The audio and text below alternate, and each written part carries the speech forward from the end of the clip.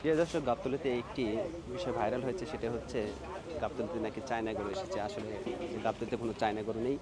এই গরুটিকেই মূলত মানুষ চায়না গরু হিসেবে পরিচয় করে দিচ্ছিলেন, কারণ এটি একটি স্পেশাল গরু। আপনারা দেখতে পাচ্ছেন, যেরকম মানুষের প্রতিবন্ধী বাচ্চা হয়, এই গরুটাও সেরকম প্রতিবন্ধী। ওর মুখটার ঠোঁটের মাঝখানে কাটা, যার কারণে মানুষ মনে করতেছিল যে এটা স্পেশাল গরু। আসলে সেরকম কিছু না।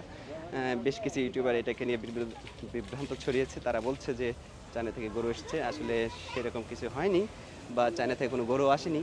এই গরুটাকেই তারা চায়না গরু হিসেবে পরিচয় করে দিয়েছে। এর একটি বাচ্চা হয়েছে, 7 থেকে 8 দিন বয়স হবে। সেটি পুরা দেশি বাচ্চার মতো আমি দেখেছি কিছুক্ষণ আগে, আশেপাশে হয়তো রয়েছে।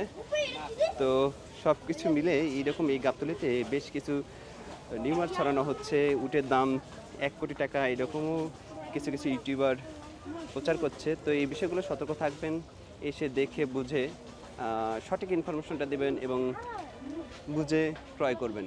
আমি যমুনার বাথানে দেখেছিলাম যে একটি গরুর 2টা শিংয়ের মাঝখানে এক্সট্রা আরেকটা কান রয়েছে, এবং সেই কানটা গোল এবং খুবই নরম সফট। এখন ওই গরুটাকে নিয়ে এসে যদি আলাদাভাবে পরিচয় করে দেওয়া হয়, তাহলে তো সেটা একটা ভুল হবে। কারণ মানুষের যে এরকম প্রতিবন্ধী বাচ্চা হয়, গরুরও এরকম প্রতিবন্ধী গরু হয়ে থাকে। তো এইখানে সেই রকম ব্যাপারটাই হয়েছে।